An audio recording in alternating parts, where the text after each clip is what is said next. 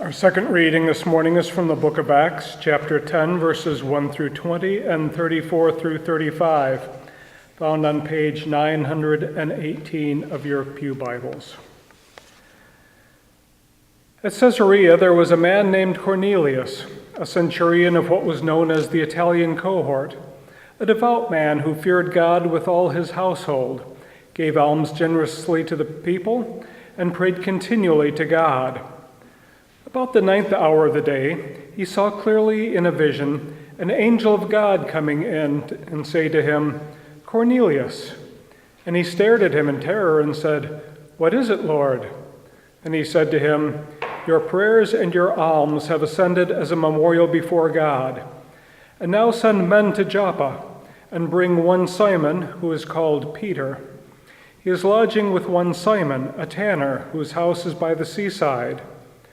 When the angel spoke to him and had departed, he called 2 of his servants and a devout soldier from among those who attended him, and having related everything to them, he sent them to Joppa.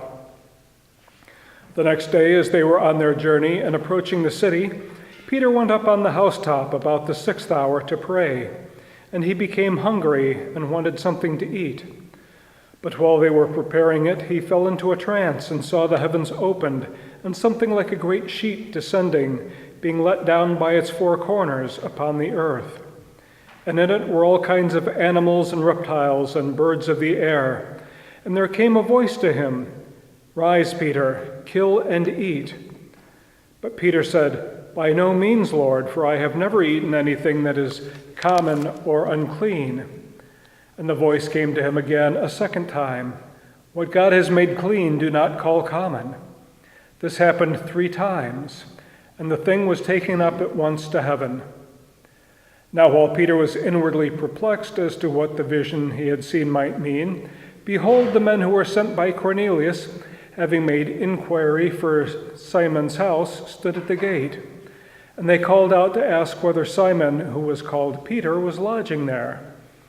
And while Peter was pondering the vision, the Spirit said to him, "Behold, 3 men are looking for you.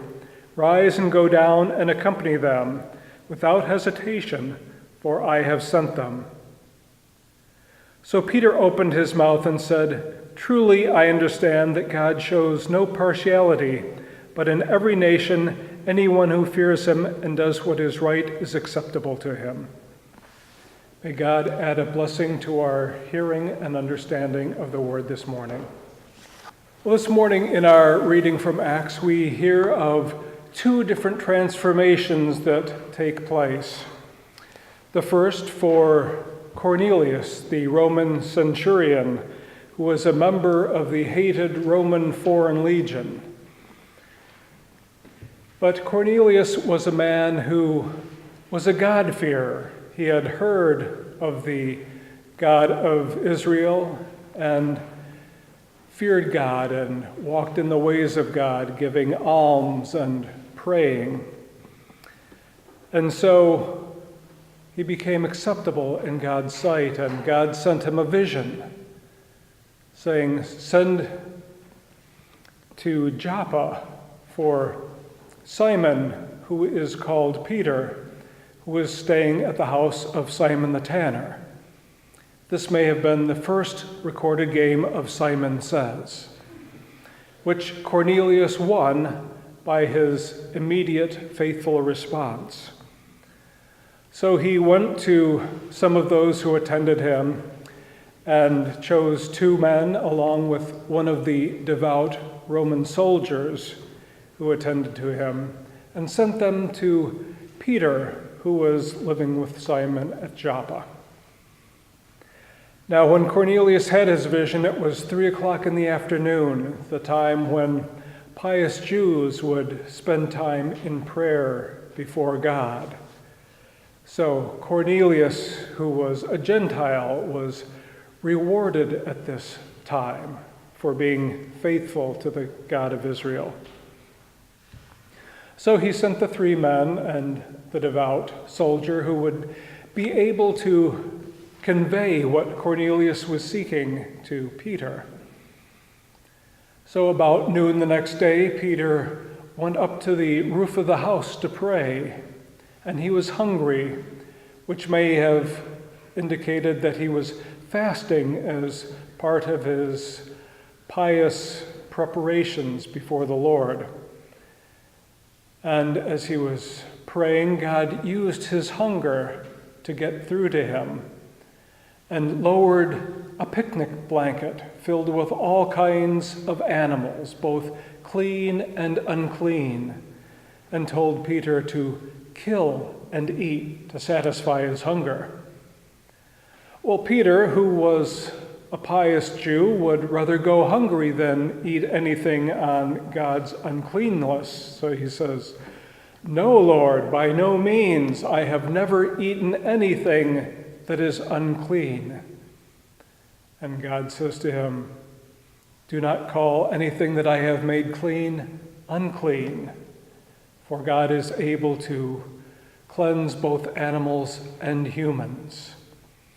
And this happened 3 times because it was such a radical change to Peter's worldview that he needed the repetition to be able to get it through his mind and through his prejudices that God could make changes and make things once thought unacceptable acceptable.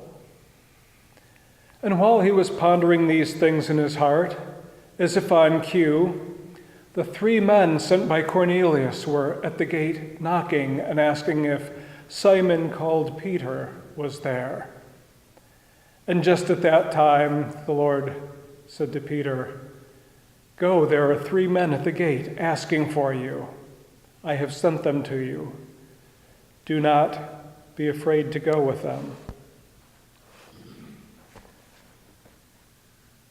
So this is a big change for Peter, one who to this point would not even eat with Gentiles. Now he was to go with these 3 Gentiles to the Gentile leader of the Roman garrison at Caesarea.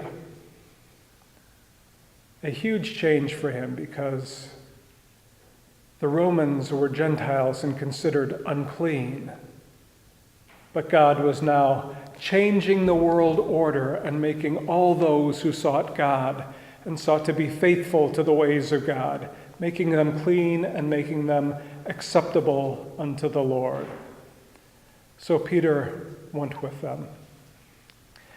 And when he got there, we have to remember this is just after the disciples received the Great Commission to go forth to all the nations and all the peoples of the earth, spreading the gospel and baptizing and making disciples in the name of Jesus Christ. So now he goes to the house of Cornelius and speaks the word to them, and they receive the word with joy and gladness, and the Spirit of the Lord comes down upon the whole household of Cornelius.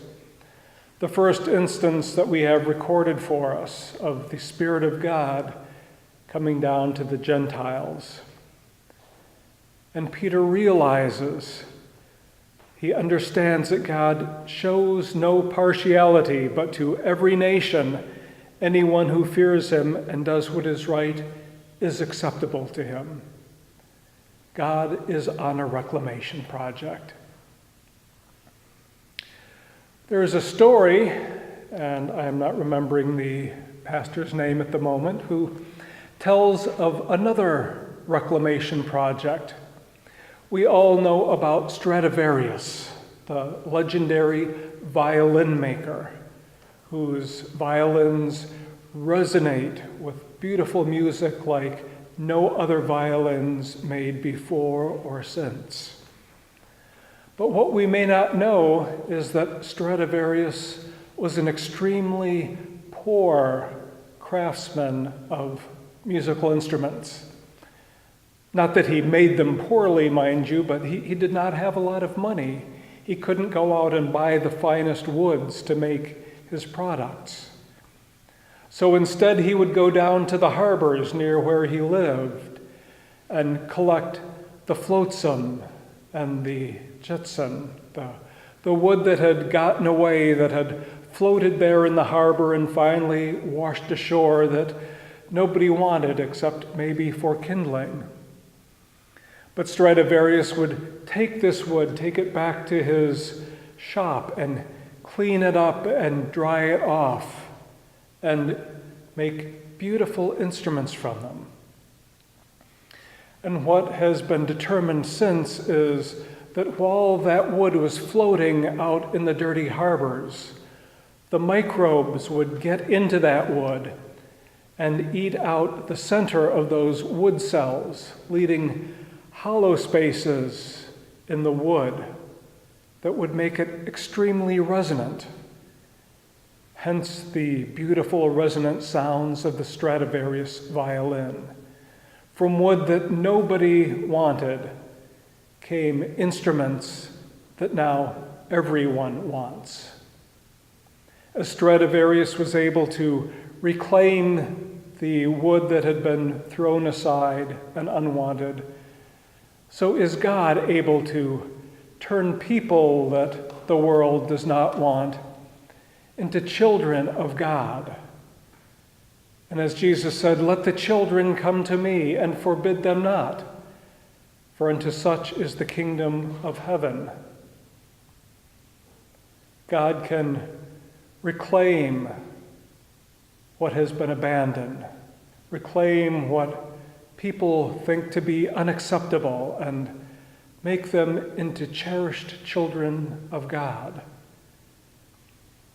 Now, we may remember that at the temple, the chief priests and the Pharisees would keep those away who were ritually unclean, those of the working class who had to work with their hands and would have the dirt of honest labor under their nails.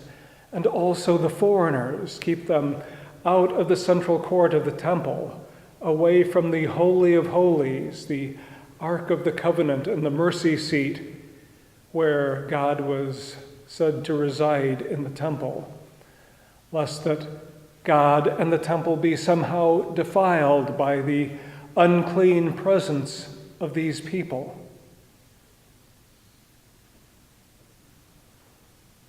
But in Peter's vision, he learned that this judgment on who was clean and unclean was displeasing to God, for God could make anyone God deemed acceptable in the sight of God, as he had done with Cornelius and the cohort that he had sent to Peter.